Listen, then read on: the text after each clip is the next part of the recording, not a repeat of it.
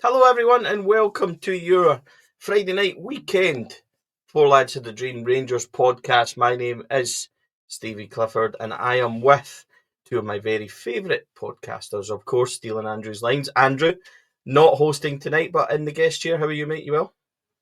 I'm delighted, mate. Rangers didn't quite win, but good enough. And I'm not hosting. I'm not doing any work on Friday night, so I'm delighted, mate. Okay. Cheers. Supping an ale, is that right? Something like that. Oh, right, okay. And also, Cheryl will not be having any, maybe a wee glass of wine for Cheryl on this Friday evening. Not quite yet. Oh, okay. Absolutely. School holidays. So I think you might be on your own by the end of this pod, Stevie, the Nick of Andrew and I, but you never know. Anyway, yeah, that could be quite fun. It was a good night for Rangers. We're going to go in and discuss it in depth. If you haven't checked it out, please go and look at the matchday vlog, which was a lot of fun. That is about 50 minutes long. You can watch that, and you'll also see an exclusive interview with Liam Kelly and Nico Raskin, who stopped in the post-match walkthrough to speak to me as fan media. Now, you don't need to do that. So that's the players' own. Players are kind of obligated to talk to Sky and stuff like that because they're the rights holders. They don't need to stop for fan media. Liam Kelly came out. First thing he said, right up to me, Stevie, how are you? I've never met Liam Kelly before, so that was really nice. So really good guy. He says, I'll come and speak to you at the end.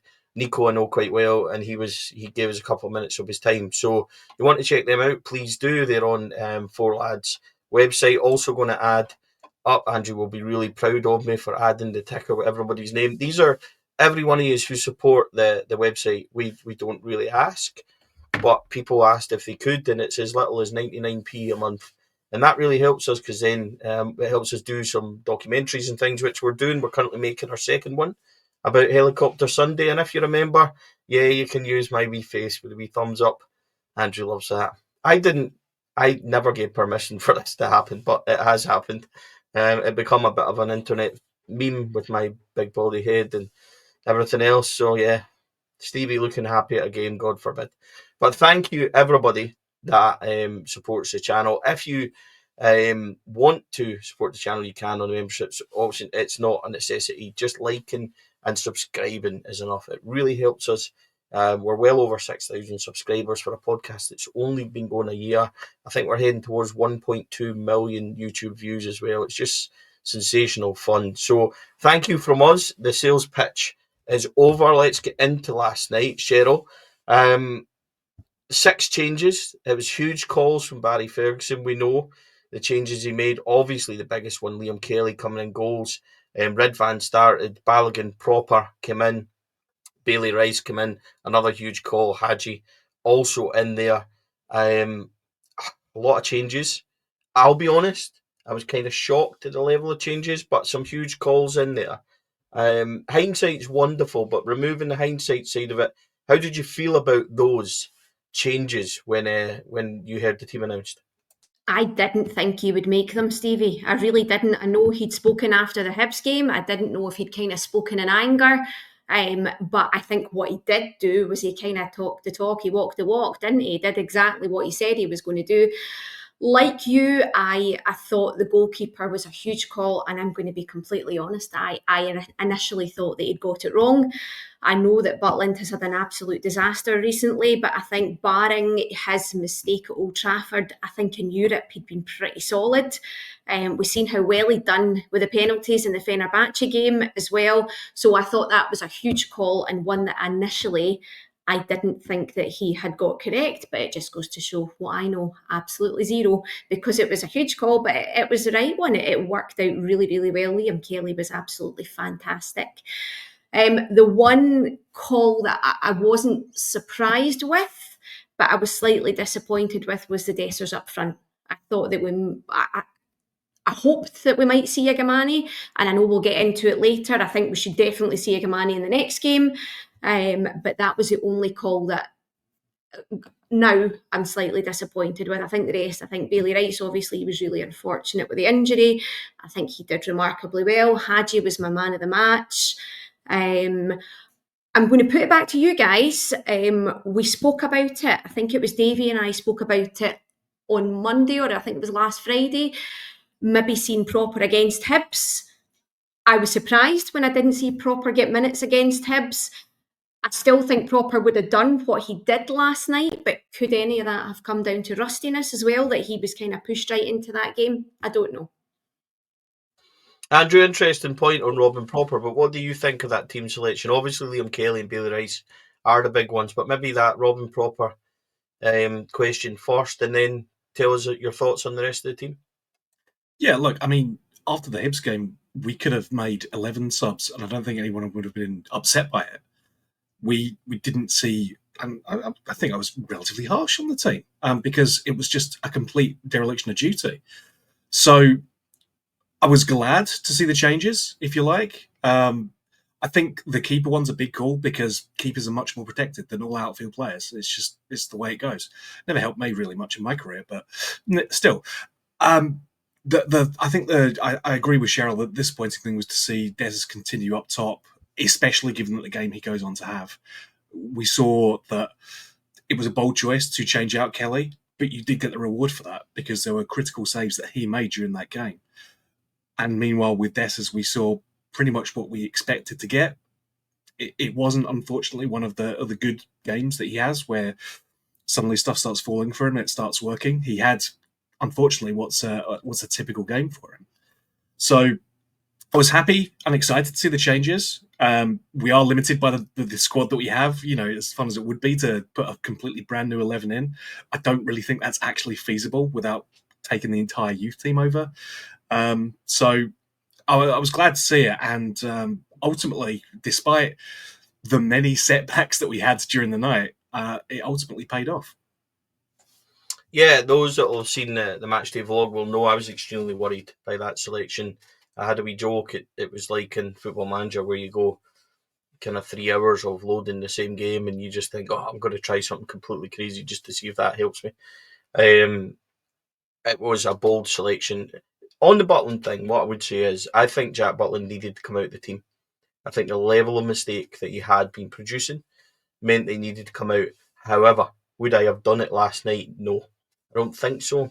And now that he's done it, which I agree with, because I do agree with that side of it, I just maybe wouldn't have done it last night, but ballsy to him to have done it. Now that he's done it, I think Liam Kelly is the number one for the rest of the season. I don't think you can go back on that decision. And I think Jack Butland now, you know, he's not fighting for his Rangers career, but he's certainly fighting to get back in. I'll be surprised if we see him the rest of the season, and that then creates big issues in the summer. The one big moment in the first half, I suppose, from a Rangers viewpoint, was the sending off. Is there any complaints, Sheryl? Andrew, do you think, or is it a case of unfortunately it's justified? I think it was justified, Stevie. I thought at the time when he got a yellow, he was lucky. And the minute that they looked at it, you knew what was coming. It came from a slack pass. Balogun's unlucky, and he just kind of dives in, doesn't he? And I suppose if you look at it, going by the letter of the law, if he didn't do that, then Williams would have got his shot away, and it's a very clear goal scoring opportunity. So yeah, I think it was the right call. I've seen our good pal Ali McCoist, God love him, trying to say it wasn't. Unfortunately, in this case, I don't agree with him. I think it was. I think he was very, very lucky when he got the yellow, and it was a matter of time before it was changed over to the red, unfortunately for us. But do you know what? To keep the shape the way that we did and to go on from there, I thought was incredible. I think they gave Barry Ferguson exactly the response that he had asked for at the weekend. I agree with Sheryl. I think when it's that thing. If it was against us, or if it was against, like, if the foul was against us, would I be wanting a red card for that? Cherney's through on goal, and what two of their players both go in and annihilate him right as he's about to go through a goal. I didn't say Dessers because that probably ends a different way. I'd absolutely want a red card for that because it's a goal scoring opportunity. It feels harsh in the moment, and especially with the fact that it's a sending off and we lose a player. But it's got to be a red card. I didn't have any complaints about that particular incident. There's others, but we'll get to those. Yeah, so there's not really much to talk about. Liam Kelly, from an attacking point of view, unfortunately for Rangers, because at that point it becomes about being really solid and trying to nick something. The excitement of getting set pieces was probably always there without creating very much. Cyril Dessers had a header on the stroke half time, which was Rangers' best opportunity, which unfortunately went miles over. I'll come to Dessers in a wee bit because I think there's some stuff to say about him. But aside of that, I thought the other 9 players from Rangers, including Big Cyril as well, gave absolutely everything. They were left, with 10 against a really good outfit. And I thought individually each player won their battles, which is important. Now, they're always going to get space. But I think when you look at the Williams brothers, I thought Tav was really good. I thought Redvan, one-on-one defensively, was really good. Where Redvan annoys me is positionally, he's like a fart in a trance at times. He's out in the left. He doesn't know people running behind him and all that kind of stuff. But on an actual one-on-one defending, when he's told to stick with somebody, we've seen it against Maeda, I thought last night again, he's really, really good. It's just those moments where he gets caught and you're like, right behind you, mate. There's somebody miles behind you running. And I think he forgets that. And unfortunately, the offside flag kind of helped us a couple of times. But all round, in terms of attitude and that, I thought during the game we were absolutely spot on. And it's probably a pathetic old cliche that I say, as long as Rangers players give me absolutely everything, I'm not going to criticise how it turns out. If that goal would have stood, I couldn't have criticised them at all. But obviously, we want to see results. We want to see them win, guys. And the fact that they did get a result kind of helps that. But attitude, Nico Raskin spoke about it actually. He said it's something that probably been missing in some domestic games, and that's so frustrating to us to hear, because if they recognise it, on Saturday I don't think we gave half the effort we gave last night, and we subsequently got beat. But in terms of that side of it, we can't criticise it at all, can we? I don't think so. It's what we wanted, right? It is what well and good to say, as long as you guys put your effort in, we won't care what the result was. Of course we will. We will. We still get beat 3-0. We're still going to care. But it's seeing that passion, it's seeing that drive and that energy. And so many of the games this season where we've been let down have been due to that lack of application, that lack of effort, or apparent lack of effort, if you like, if you want to be kind. I don't think there's anything wrong. And we talked about this on the preview pod on the Friday as well, that we suspected that the players would step it up because these are the kind of games where they've shown things. We're obviously going to come on to talk about the Aberdeen game much later on, but it's going to be very disappointing if we don't see that same level of application come the weekend. And hey, it's an away game, so obviously we're going to do really well on those because that's how things go now, apparently. But it's going to be very frustrating to see a lack of effort on par with what we had last weekend. This coming weekend, because they have proven time and time again that they can deliver in these big moments. And it's really nice when they do that. And we really like it. And we like sing about them and all that kind of good stuff. It's just very disappointing when they continually just go, it's league, who cares?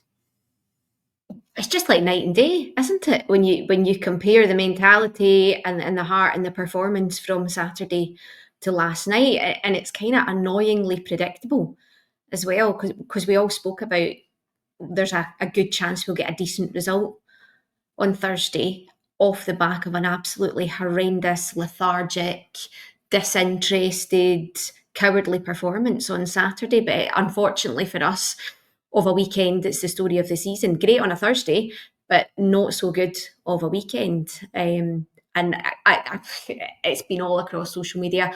I wouldn't be surprised in the slightest if we don't put in a particularly great performance up at Pittodrie and we do really well next Thursday. It's just how we roll, unfortunately. Big moment in the second half comes. I think there is a chance for Bobbio. They swing one across the face of goal, and the big number 21, I think it's Sinestri, kind of slides in and puts it wide. That was their clear opportunity. Then they get the penalty, and the penalty's bizarre. So obviously the long ball comes in. Nobody recognises at the time what's happened. It breaks. I said instantly that it's an offside because it looked like, because Kelly had come out and Sterling went deep, Sterling becomes ironically like the goalkeeper in an offside position. So the striker that then plays it after the touch is offside and then scores. So I was quite comfortable. I was like, this is going to be offside. And I was like, why is it taking so long? And then it filtered through unbelievably from the crowd. I like this. It's kind of old school. There was an old guy listening to his radio, and he said there's a penalty check ongoing. Now, we don't have sound on the monitors, so we don't know what's going on. And then it came up penalty check, and I was like, where is this?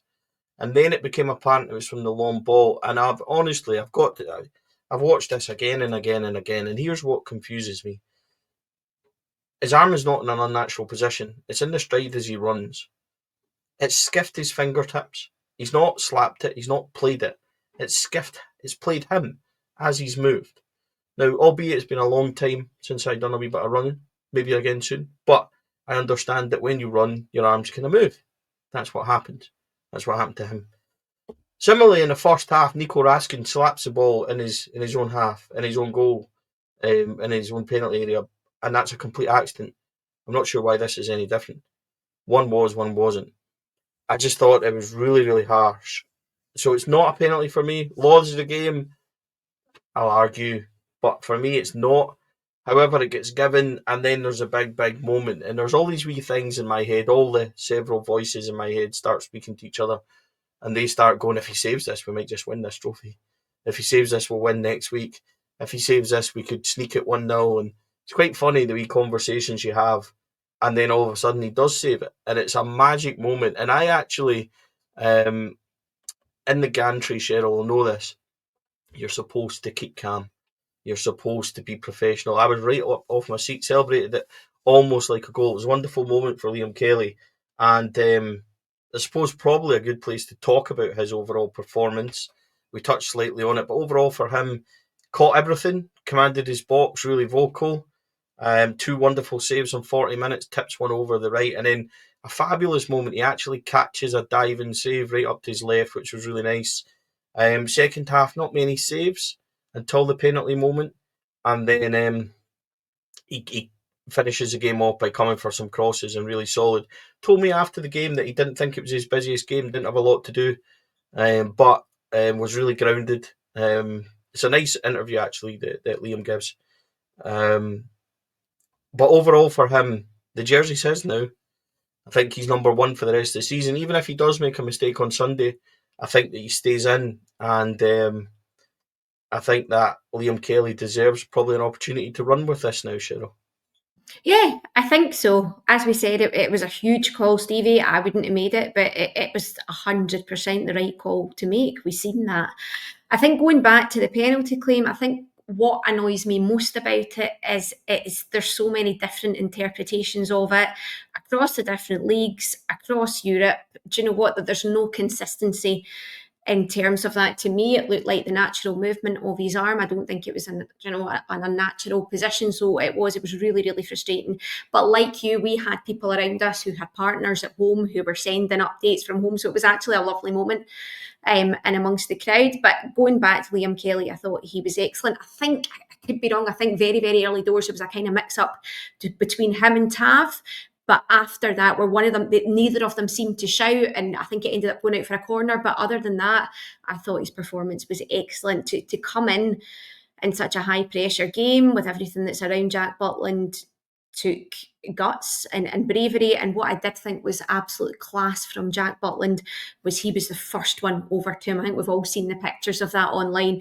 I thought that was different class because Barry Ferguson spoke about how difficult a conversation it was to have with Jack Butland, how much time he has from him. He knew him from Birmingham when he was a young keeper there. You know, he knows he's a good guy. It was a really difficult 10-15 minutes. So for Jack Butland to have to sit on the bench and watch that and then head straight for Liam Kelly, I thought was different class. Yeah, the performance itself is great. I actually agree. It wasn't his particularly busiest game. 3 shots on target from them. Now, that's in contrast to our 0 shots on target. So, we didn't exactly work the opposition goalkeeper either. But it's the command he had of the box as well. Like you said, Stevie, coming out and claiming these balls, making saves both hands and holding the ball, which my old man was very impressed with because that's his one massive frustration with goalkeepers who punch things. Hold it. Just grab it. And it did help us set the tempo. It helped keep the game calm. I think it helps give confidence to the defence as well. When they know they've got someone who's solid behind them, they can feel more relaxed. Not that we were exactly adventuring forward as a result of that, being a man down and everything else.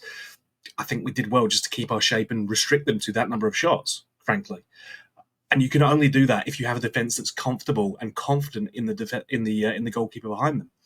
So I think it's a great performance, and would absolutely echo what Sheryl said as well. The Jack Butland coming over was really good to see. I think it's Liam Kelly's shirt till the end of the season. I don't think there's any reason to take him out.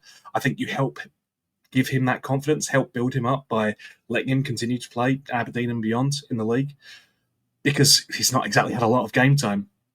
And hopefully next week is just the start of a few more European games. So I would absolutely be keeping him in there. Really big downside of last night, obviously the injury to Bailey Rice, bit of a head knock. He's fine. I'm told that he's absolutely fine. And then there's the flip side, 95, 96 minutes, Dujon Sterling goes down, cannot continue. And that immediately spelled danger for me, because he knows we're down to 10, cannot move. He tries to move, immediately goes down, he's stretchered off. We find out today from Barry that it's really bad news, a serious Achilles injury, and he's getting an operation on Monday. Now, here's the big problem. A ruptured Achilles tendon can keep you out for a year. We do not know the extent of this. There was not a time frame. And it's Dujon Sterling, again, just with the worst luck. He came back against Hibs, got a kick, tried to carry on, found out he had a break in his leg bone, and he's came back for that in record time. And then last night he gets that moment. Dujon Sterling was excellent last night. The amount of really good blocks, tackles, everything, tracking his runner, done really, really well. And then, faces that moment. So, huge blow for Sunday, for Thursday, for bigger for the start of next season, because maybe you're thinking he'll become the new right back, or he'll become whatever. I don't know, but it's a massive blow, and it takes the shine off a really good night for Rangers, Andrew. Yeah, and obviously, in theory, we've got Big Cass coming back next season, maybe at some point. But again, he's been out injured with his knee for ages, so you don't know. No one is particularly, despite Tav's late career heroics in becoming a centre back. Now, I still don't think it's right for him to be sticking around. So we really do have a gap there now at right back that's looking to need to be filled soonish. But I'd echo what you said about his performance. I thought he was excellent. I think you always get that effort and application from Sterling, even if he's not the most technically gifted player. I don't think that particularly matters, especially in the position that he's playing, where it's just about the defence. It's keeping your lines clear and making sure that nothing's coming into that box that's going to threaten. And I thought he was excellent. And you could see the pain in his face as well. Not just obviously the physical pain, but the emotional pain as well, because he wanted to stay on that pitch. We know Dujon, if he could, he would. But the fact that he was trying to stand up and couldn't was heartbreaking. It's just upsetting to see, because he was a warrior for us, one of several, and that was really good to see. Okay, Sheryl, let's talk a wee bit about your man of the match. Lots of contenders. Who is your choice from last night? And Andrew, we will ask you the same question. Okay, I think for the amount of work that he did, the amount of grass that he covered, and the way that he linked up with Ridvan, for me it would be Hadji. He couldn't, and because I know we were down to, we'd lost Proper, I know he couldn't do much in terms of going forward, but I just think that his work rate was fantastic. And I know with Hadji, he can be a wee bit hot and cold, but I thought last night he was excellent. I'd agree that Hadji was excellent. He was covering at left back at points as well, all over the pitch.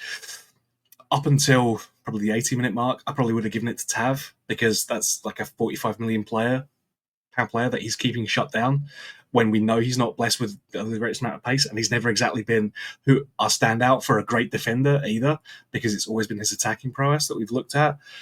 But Liam Kelly, in that last, it felt like 2 years of the game, after that, was outstanding. And the penalty save alone, I think, would be enough. We, I think, would have taken a 0-0 draw just to keep us in this tie, just to keep it alive. You never know what can happen in a European night. The fact that we kept it at 0-0, that we were comfortable at 0-0, and to save the penalty to keep that draw and to keep the tie alive, and to just have that confidence and be able to spread that influence around the rest of the defence at the end of the game, it's Liam Kelly for me, no question. Yeah, it's Liam Kelly for me. Also, I gave it to him on the vlog. I thought he was exceptional. Just his all-round game, handling everything was really assured. Positionally, very good. There was a couple of times where they went in at the sides at the start of the game, and he was positionally excellent for that. It meant they had no shot on goal other than a spectacular finish. So there may be things we don't think about. Crossing came and took everything, and then the penalty save, I think, is the equivalent of, we would have given it up the other end. I do not want to single out any player. I thought overall every single one of them was excellent. They had their moments, but overall, effort-wise, everything absolutely top class, especially after such a difficult start. On Big Cyril, we've said a lot about him. Do I think he should start? No, I don't. Everybody knows my kind of feelings on that. I would much rather have Eagleman or Danny up front. But listen, the big man keeps going. He's got a really good goal scoring rate. And, he can produce. He can produce. He can be Van Basten and Sibo all in the same sentence. So, in fairness to the big man, I understand why he played last night. My opinion on it, others' opinion on it, doesn't really matter. So, as we head to Pataudry, I think on Sunday, I am of the mindset that I would play everybody else. Anyone that's got a chance on Thursday, we need to keep fresh. I am not risking Nico Raskin and John Suter and Leon Balogun. I'm not doing it. And I know that leaves us extremely short, but look, we could play all them and see the way our injuries, you've seen it with Dujon Sterling last night, we could lose one of them. So for me, Cortez, Bayrami, Danilo, Connor Barron, Inciala, Proper, probably Tav because we've no right backs anywhere, and Tav's quite durable. Left back, I don't know what to do. If it's Ridvan Thursday, you start Jefty. If it's Jefty Thursday, you start Ridvan. So that's the way it kind of needs to go there. Midfield's a conundrum because we don't have any. So there's a lot of things there, but I absolutely do not want anyone of note, and I'm talking about your Diamandis, your Raskins, Czerny, Suter, Balogun. I don't want any of these guys anywhere near that team on Sunday. And if that means we go down 2-0 to Aberdeen, then so be it. And it'll not be held against Barry for me. That's my opinion on it. I understand there'll be others out there saying let's win absolutely every game. But on the flip side, you give Cortez, Danilo, Bainami the chance to shine, and they'll be told that this is your opportunity to go and stake a place not only for Thursday but for the rest of the season. So if their attitude's right, it's a real opportunity for them. And we'll see how that goes. But that's only my opinion. Others, you can tell me in the comments what you would do. But let's find out, Sheryl, what would you do? And then I'd Andrew, fire my 9-year-old son and 10 of his pals in. That's how interested I am in it. Obviously, you never ever, like you say, Stevie, you win at all costs. We have far bigger fish to fry than what's happening up in Pataudry. So yeah, I'm with you 100%. You have the benefit of getting your Cortez in, Danilo, giving them time, giving them minutes, maybe giving yourself an option for Thursday. But we wrap the rest of them up in cotton wool because this is the far bigger game and it's the one that matters the most. So I'm with you 100% on that. I'm just thinking back to the last massive European game that we had, and because the league wants to do everything it can to help us, we obviously had an old firm in the middle of it. So I'm expecting that to happen if we get through to the semi-final as well. But these players do seem to thrive on having that consistent playing, and I absolutely get the concerns that we have about injuries because it's us. Anytime anyone steps on the pitch, their knee could implode for no reason because that's just our luck, especially this season. But I keep thinking back to that and thinking about the number of players that were dead in their feet at the end of the Fenerbahce game and then going into an old firm and putting on a fantastic performance. So there's part of me that thinks you stick with your strongest 11, you make sure they're comfortable playing together. I don't know who that strongest 11 is at the moment because, as Barry said in the post-match press conference, I don't know how many players are actually going to be capable of playing. Ridvan's a doubt because he came on playing with an injury, went off for a different injury. So your left back situation, as you say, Stevie, is a nightmare. Midfield, striking options. Striking options, we've got options at least, but it's every other position where we have bare bones. So I'm inclined to stick with the strongest 11 because anytime we do actually get a break and we actually have like a gap in play in between European games, it never really seems to help us. Whereas when we're forced to play with the absolute bare bones and we're forced to make do and we're forced to just go that extra mile, it seems to help us. Obviously, me saying that, Barry will start the strongest 11 and every single one of them will go down with, a massive hamstring implosion or something like that. But I've seen how this particular squad has played, and that would be the way to go for me. Keep your strongest 11 going.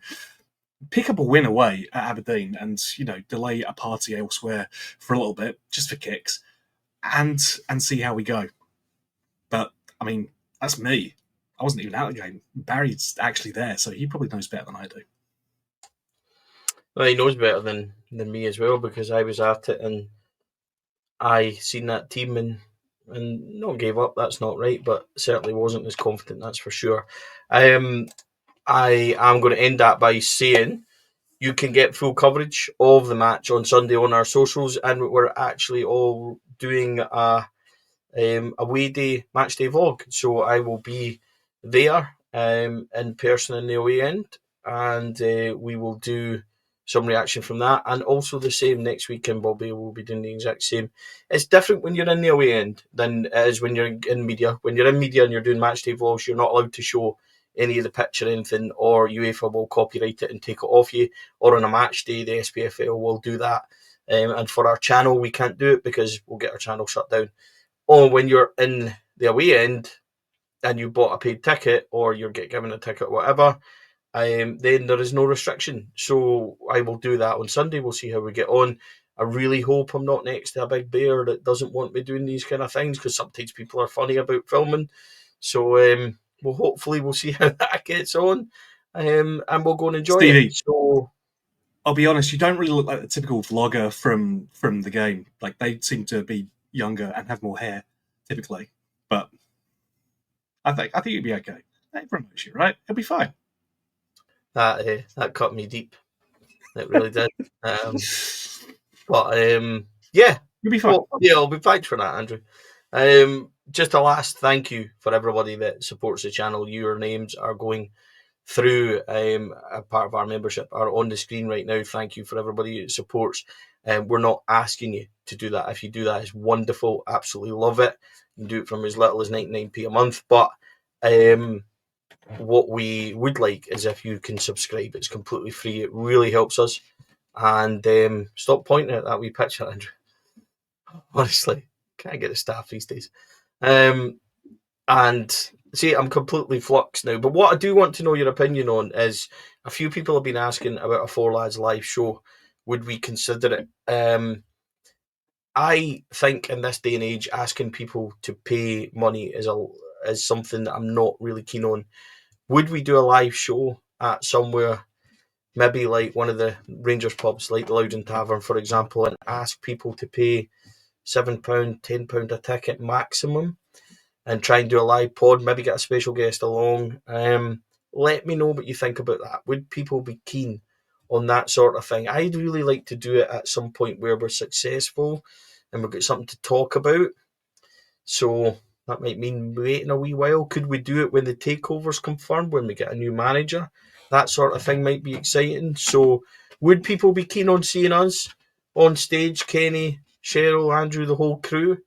That might be fun. And by the way, Kenny is actually off tonight. It's his birthday. So many happy returns to our Four Lads OG, Mr. Kenny Stewart. Sheryl, were you going to come in and say something? You had unmuted. I'm still waiting for the chili challenge. I'm waiting so that I can wipe the floor with every single one of you. Fear no foe. I'm waiting for the chili challenge, and then I'll do the stage after that. I have not. I will not repeat the chili challenge for reasons I have disclosed before, in which that medically, days after, it wasn't the best. So I will host and do the questions, and you can, because Calvin's quite keen also as well. So that's quite interesting, because Calvin fancies himself as being the best at absolutely everything, which is good. And yeah, that could be fun. So let us know what your thoughts are, folks. If you would like a show like that, if it's worth it, if we could maybe partner up with somebody like Rangers Benevolent Fund, could we do it and make a kind of donation to them? That Rangers Charity Fund, something like that, where you would be supporting the club at the same time and supporting us. So that might be nice. We can take that on advisement and you can let us know. But as for tonight, wonderful result last night in the face of adversity, I think. Brilliant battling performance. Please check out the Matchday vlog.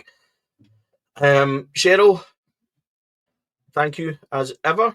You Thank made you very much. no terrible comments about vlogging or anything like that. So I really appreciate that. And I wish you a very wonderful Friday and weekend. I'm not so sure about the other guy, but we'll get to him in a minute.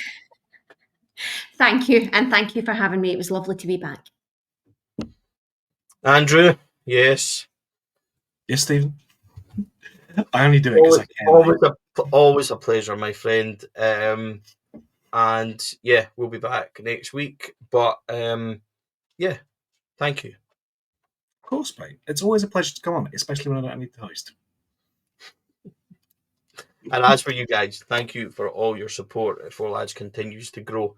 Unbelievable rate. We're really enjoying it. It's a lot of fun. If you can like and subscribe, we really appreciate that. But just you tuning in, all your comments, getting them in, and we love it. And yeah, it's great for you to be a part of it. This is what we try and do for the fans, by the fans.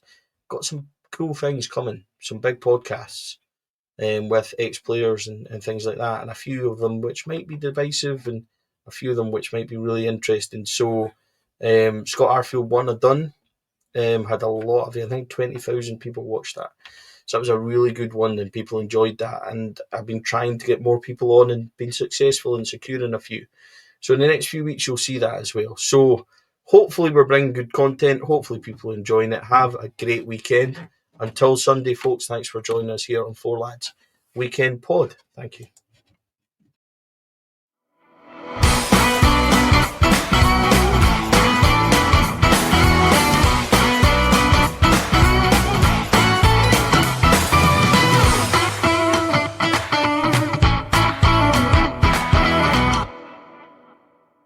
The Four Lads podcast is sponsored by Rhino Express, Clydeview Joinery, Athol Industrial Solutions Limited, and CSD Air Conditioning, in partnership with Black Rooster and Art of Gold.